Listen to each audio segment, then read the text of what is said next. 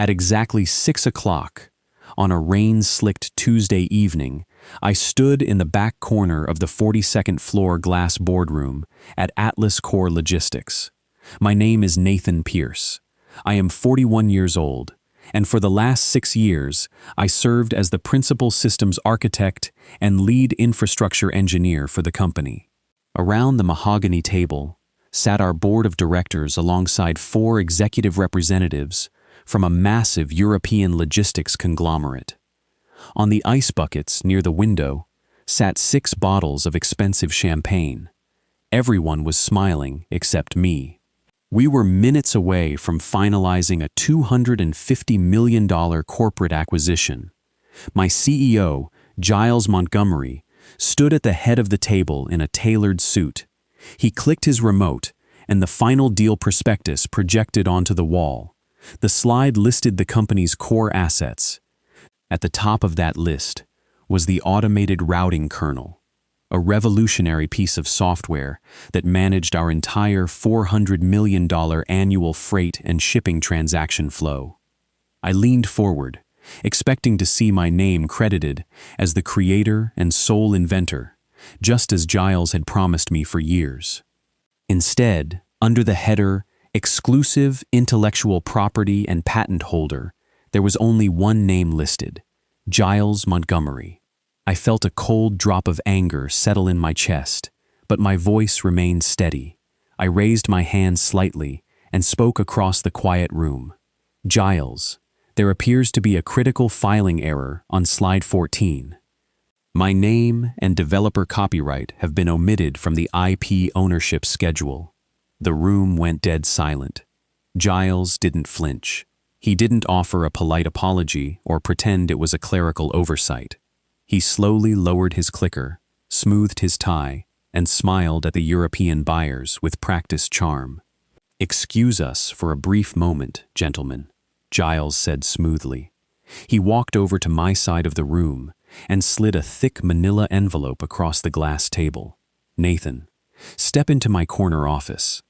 I followed him out of the boardroom and into his office. As soon as the door closed, Giles didn't offer an explanation.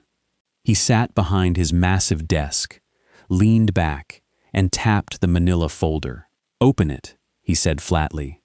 Inside was a pre-signed termination letter. The document accused me of gross professional misconduct, corporate negligence, and breach of fiduciary duty.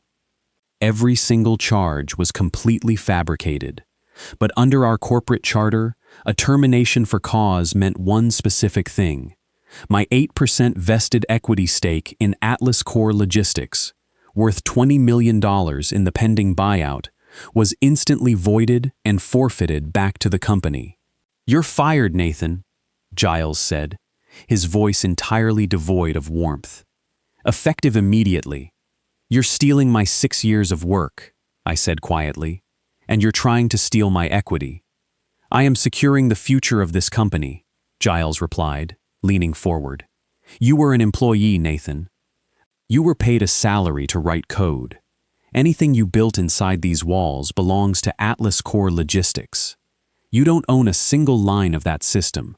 I do." Before I could answer, 2 uniformed, armed corporate security guards stepped into the office behind me. Giles had planned this down to the minute. "Hand over your key cards, your security token, and your corporate phone," Giles commanded. "You will be escorted off the premises immediately.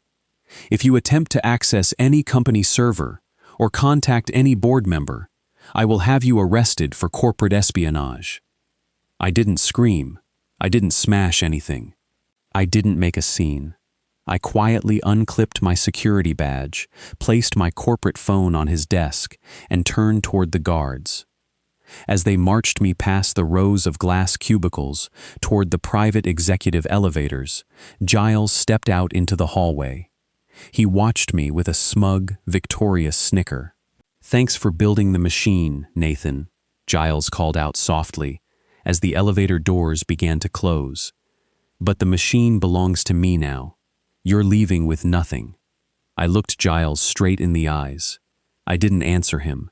Instead, I lifted my arm and glanced at my watch. The digital screen read 6 p.m. precisely. Giles thought he had just pulled off the greatest heist of his corporate career. He believed he had stripped me of my dignity, my masterpiece, and my $20 million. What Giles didn't realize was that he was an arrogant executive who had never read the legal foundation of the company he ran. By signing my termination papers at exactly 6 p.m., Giles had not secured his fortune. He had unknowingly triggered an automatic 12-hour legal and technical countdown, and by sunrise, his entire multi-million-dollar empire was going to burn to the ground. By 8 p.m., I was sitting in total darkness in my home office, 4 miles away from the corporate tower. The only light in the room came from a single brass desk lamp shining on my workspace. Outside, the rain tapped steadily against the window pane. For 6 straight years, my life had revolved around Atlas Core Logistics. I had worked 80-hour weeks. I had eaten takeout meals at my desk at 2 in the morning.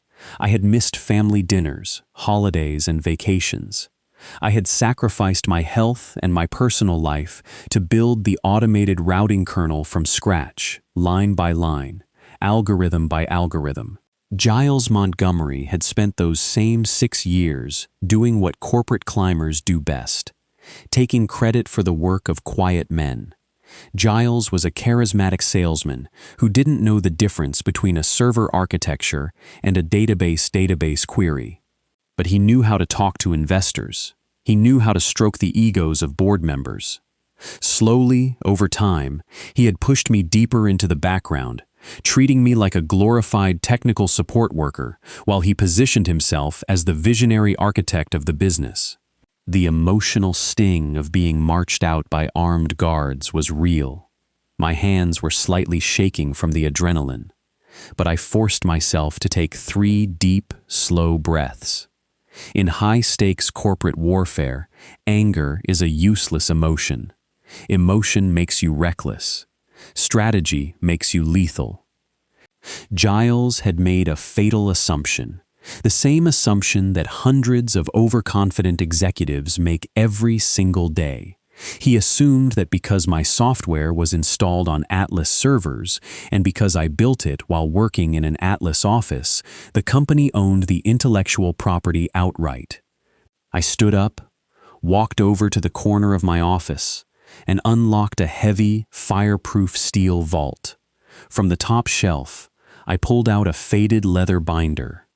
Inside were the original founding documents and legal charters of Atlas Core Logistics, dated 6 years ago. Back then, Atlas was not a multi-million-dollar logistics giant. It was a broke, struggling startup operating out of a cramped room with 4 employees and no revenue. Giles was desperate to get the platform operational to attract our first round of venture capital. But he didn't have the money to pay my market-rate executive salary of $250,000. To keep me on board, Giles had agreed to a deal. But because he was in a rush to secure his first round of seed funding, he didn't hire a proper corporate attorney to draft the initial employment contracts. He used a standardized template and let me insert my own intellectual property protection terms. I brought the leather binder back to my desk and flipped to the 3rd tab, the Master IP Infrastructure and Conditional Licensing Charter. Under the glowing lamp, I ran my finger down the highlighted legal text.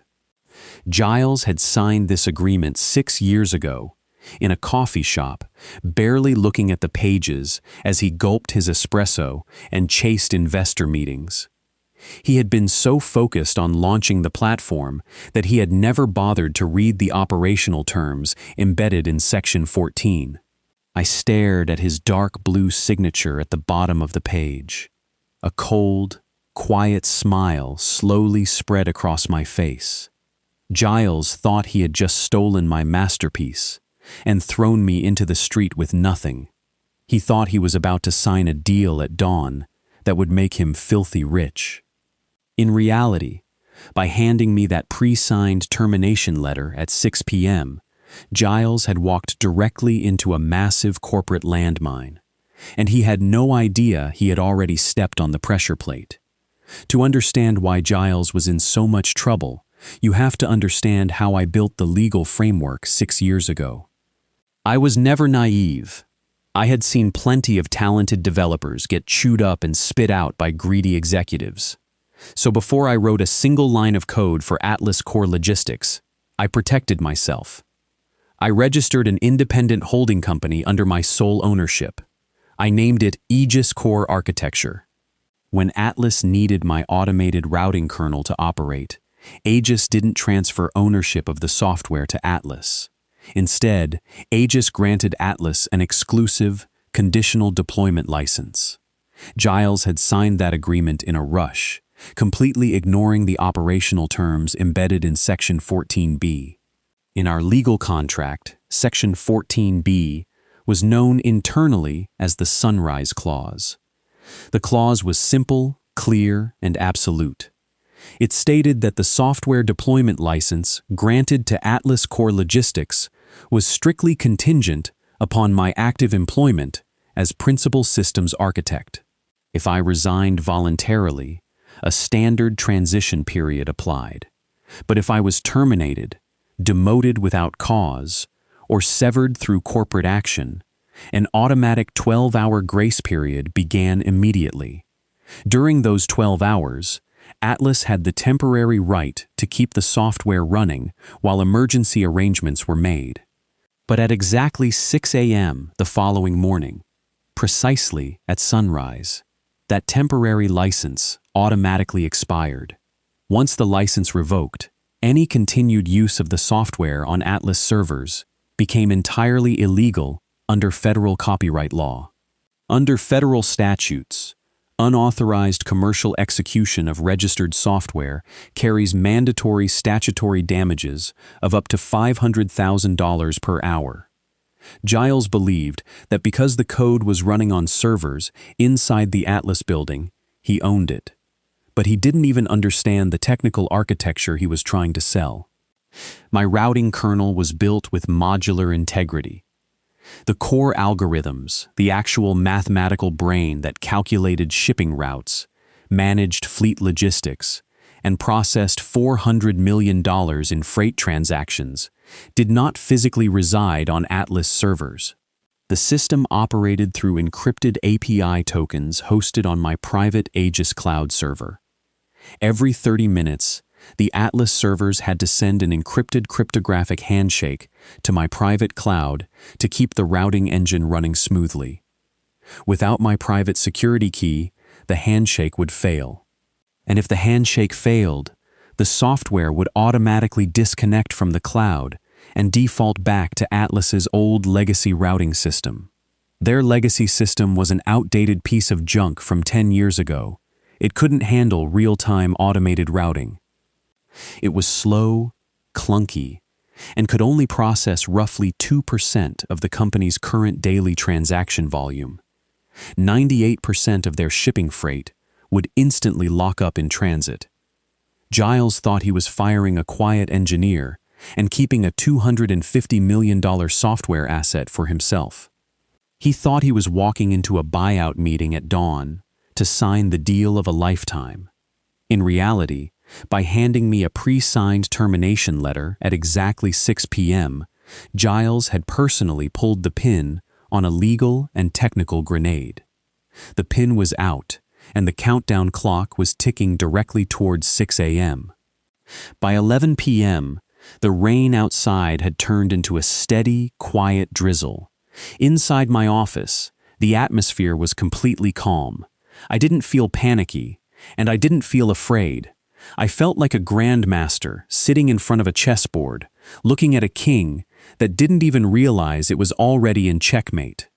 Some people in my position might have done something emotional. They might have hacked into the company servers, erased database records, or deleted the source code in a fit of rage. I would never do that. Hacking is illegal, and destroying company property makes you the bad guy in the eyes of a judge. I didn't need to break a single law to destroy Giles Montgomery. I was going to use strict corporate law, federal copyright statutes, and procedural governance to crush him completely. I called my longtime IP attorney, Samuel Ross. Samuel was a veteran corporate lawyer who had helped me draft the original Aegis licensing framework 6 years prior. I explained the situation, and within 20 minutes, Samuel was reviewing the electronic copies of my termination papers. "Giles actually signed this?" Samuel asked over the phone, letting out a low whistle. "He fired you for cause without board authorization, just to void your $20 million equity stake?" "He signed it at 6 o'clock sharp," I said quietly, "and he had security march me off the premises. Then he just handed us the entire kingdom on a silver platter," Samuel replied. "Let's load the weapon." For the next hour, Samuel and I assembled an ironclad legal and technical disclosure packet. We didn't leave a single stone unturned. First, we attached the original signed 6-year Master IP licensing charter, highlighting Section 14B in bold red ink. Second, we attached the official federal copyright registration certificates, proving Aegis Core Architecture owned the software outright. Third, we attached a formal notice of contract termination, officially confirming that the temporary deployment license would revoke at 6 a.m. sharp. Finally, we attached a time-stamped copy of Giles's fraudulent termination letter. At 12:15 a.m., I sat at my desktop computer and prepared an email. I didn't send it to Giles. Sending it to Giles would give him time to scramble, lie, or make excuses. Instead, I sent the entire disclosure packet directly to 3 specific targets. The first recipient was the lead legal counsel for the European logistics syndicate that was planning to buy Atlas for $250 million at dawn. The second recipient was the chairman of the Atlas Board's Independent Audit Committee. The third recipient was the Compliance Division of the Securities and Exchange Commission. In the email, I stated the facts with icy precision. I informed them that at exactly 6 a.m., Aegis Core Architecture would formally revoke the software deployment license and terminate all API cloud connectivity. I made it crystal clear that as of sunrise, Atlas Core Logistics would no longer possess the legal right or the technical ability to process freight shipments. Concurrently, Samuel filed an emergency ex parte motion in federal district court for a preliminary injunction, requesting an immediate freeze on any unauthorized server instances attempting to run my code past sunrise. I hit send. On my secondary monitor, I watched the delivery confirmation receipts turn green one by one. The emails had landed safely in their inboxes. The trap was set, the triggers were set, and the legal notices were officially on record.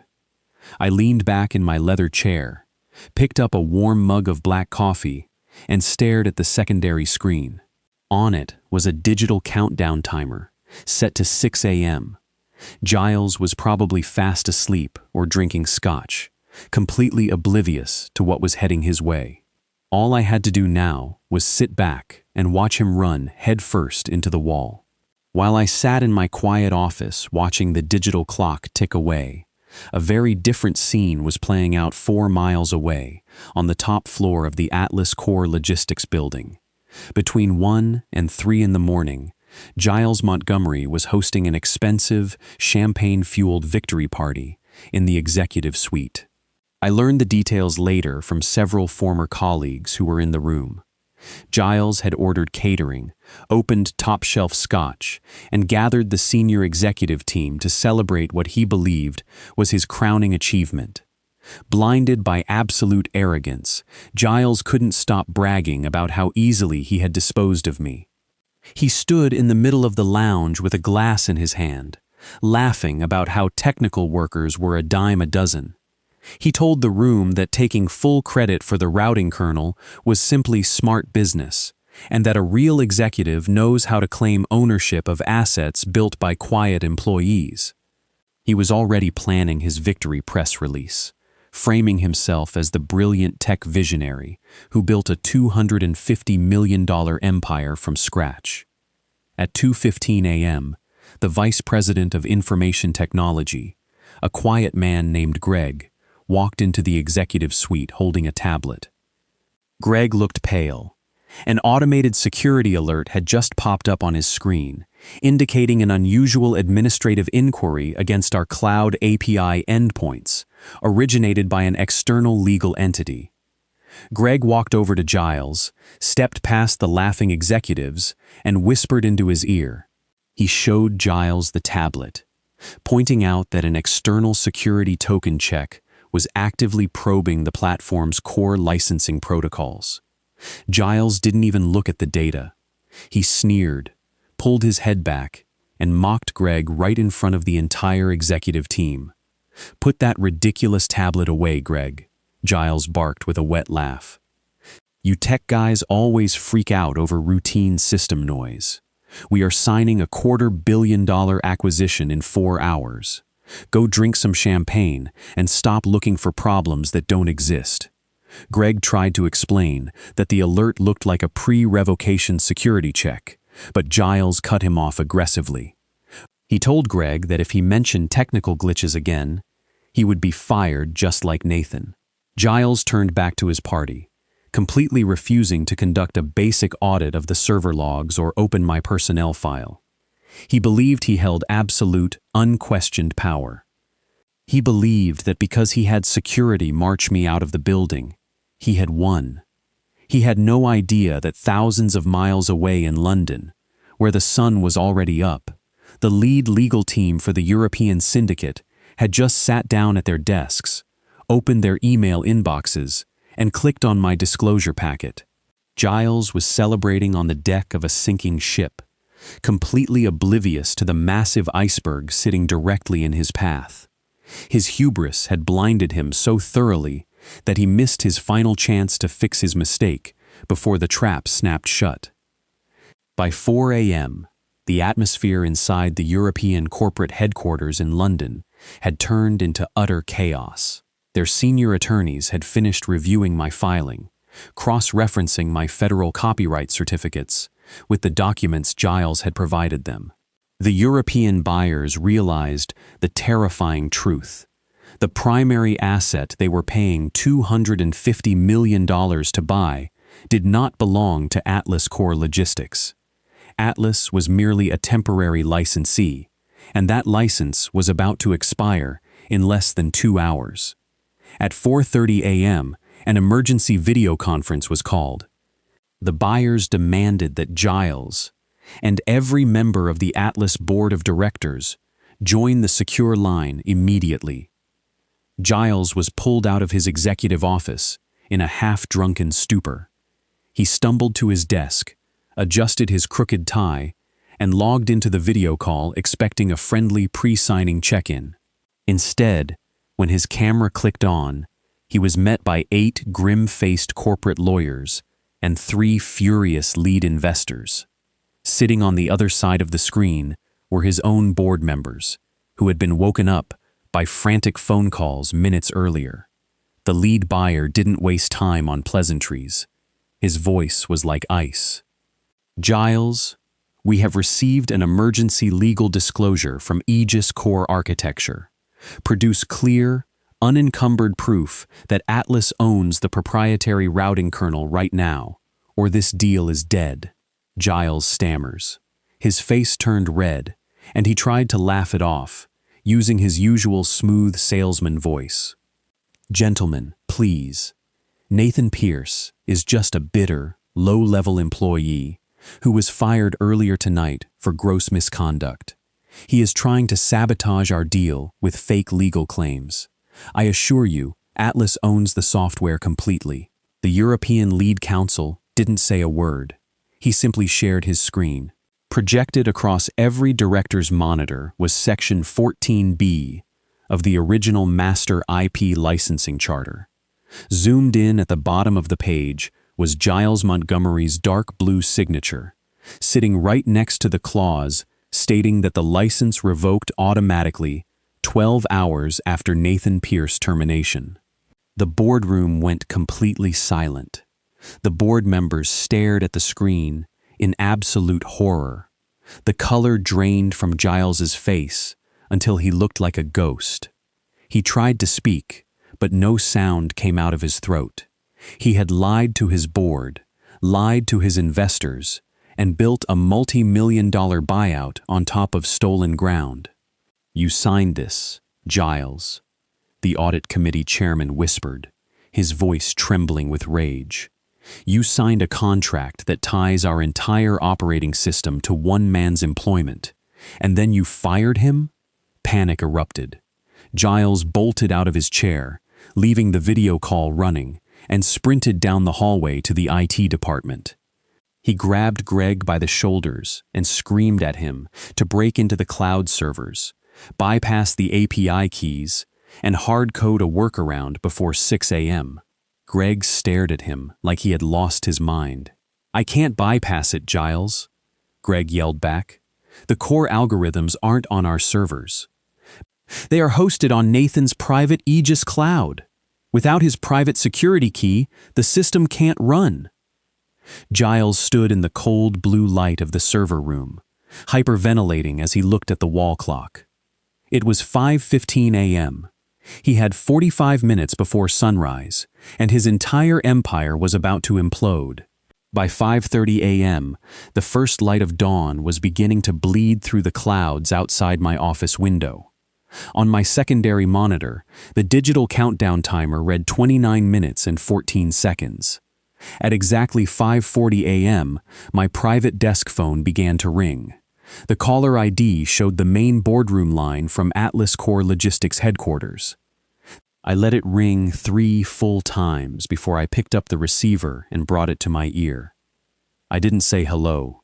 I just sat there in total silence, listening to the heavy, frantic breathing on the other end of the line. "Nathan? Nathan, are you there?" Giles's voice came crashing through the speaker. He sounded completely broken. The smooth, arrogant CEO from 12 hours ago was gone. In his place was a desperate, terrified man who knew he was staring into an abyss. "Nathan, please tell me you're listening." "I am listening, Giles," I said calmly. "Listen to me, Nathan. We can fix this," Giles yelled, his voice cracking with emotion. "I have the entire board of directors in the room with me right now. The European buyers are on speakerphone from London. Everyone is listening. You don't have to do this, man. We can work this out right now." "There is nothing to work out, Giles," I replied, keeping my tone flat and icy. "You made your decision at 6 o'clock yesterday evening, when you had armed guards march me past my coworkers." "I made a mistake," Giles screamed, dropping all pretense of executive composure. "It was an administrative miscommunication. I will rip up the termination letter right now. I will give you a $10 million cash bonus directly from the acquisition proceeds. Just give us the cryptographic keys and sign an emergency IP waiver before 6 a.m. I took a slow sip of my coffee and let the silence hang in the air for 5 agonizing seconds. $10 million under the table won't fix this, Giles," I said softly. "You didn't just make an administrative mistake. You tried to steal 6 years of my life. You tried to destroy my reputation, void my equity, and throw me into the street with nothing so you could buy another yacht. You thought I was just a quiet engineer who would take it. What do you want, Nathan?" The board chairman interjected, his voice trembling over the line. "Tell us what you want. The deal signs in 15 minutes.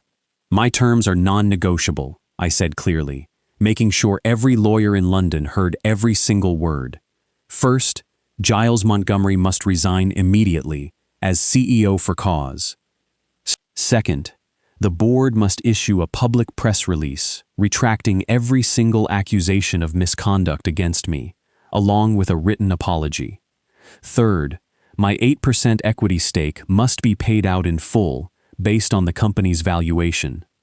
If those 3 conditions are not met, the system turns off. I will never resign." Giles shrieked, his voice filled with pure venom. "This is my company.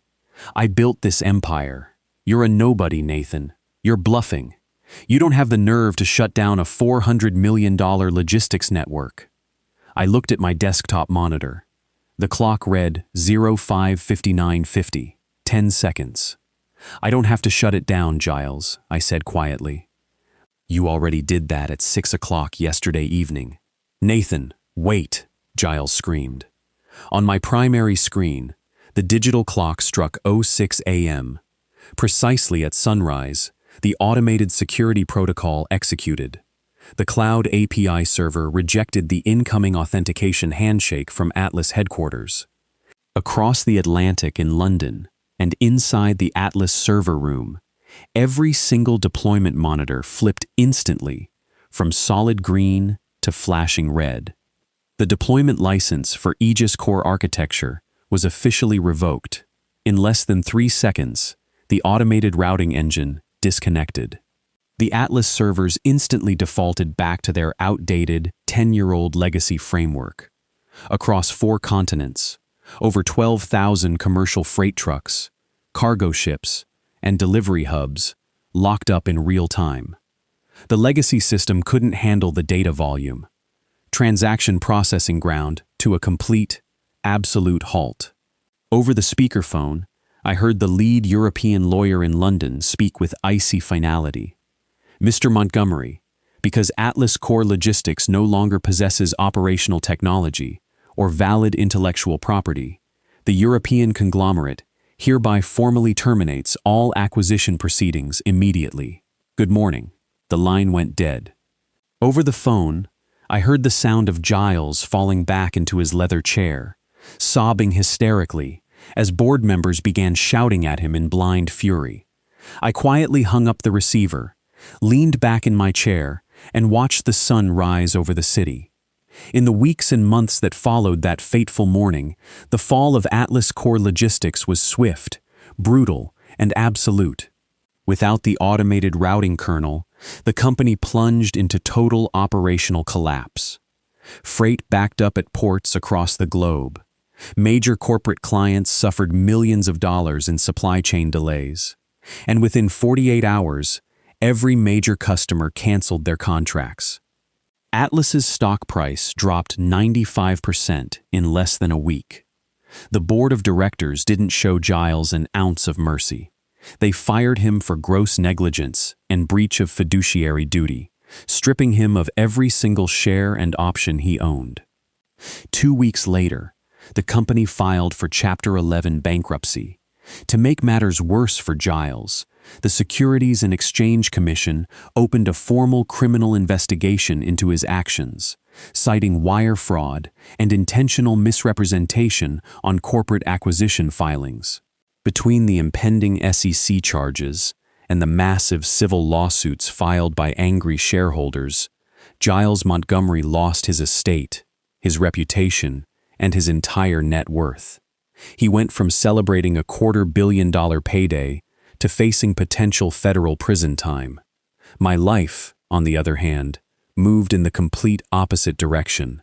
3 weeks after the collapse of Atlas, the lead executive from the European Logistics Syndicate reached out to me directly. They didn't want Atlas Core Logistics anymore. They realized the company was just an empty shell. What they wanted was the brain behind the platform. We met at a quiet restaurant in downtown Manhattan. They didn't try to bully me, and they didn't try to play corporate games. They knew I held all the cards. Aegis Core Architecture entered into a direct licensing agreement with the European Syndicate. They purchased the exclusive commercial rights to my automated routing kernel for $30 million in cold, hard cash. On top of that, they retained me as an independent chief systems advisor on a 3-year contract, paying me a 7-figure annual retainer to oversee the software's global expansion. With my new capital, I founded a new engineering firm, Pierce Systemic Architecture. The very first thing I did was hire Greg and 6 of my former top infrastructure engineers from Atlas. I paid them double their previous salaries and granted each of them real, legally protected equity in the new company. 6 months after that chaotic morning, I stood in my new corner office on the top floor of a glass skyscraper. Sunlight streamed through the windows, illuminating the polished wooden desk and the clean, organized workspace. I held a warm mug of black coffee in my hands and looked out over the city skyline. Corporate climbers like Giles Montgomery spend their entire lives believing that volume beats substance. They think that loud speeches, expensive suits, and political games give them ultimate power over the quiet people who actually build the world. They assume that kindness is weakness, and that silence means submission. They never realize that the quietest people in the room are often the ones paying the closest attention. Giles thought he could steal 6 years of my life in a single afternoon with a fake letter and 2 security guards. But he forgot one simple truth. An arrogant boss can build an empire on stolen credit, but an intelligent man with ironclad documentation, strategic patience, and the law on his side can burn that empire to the ground before sunrise.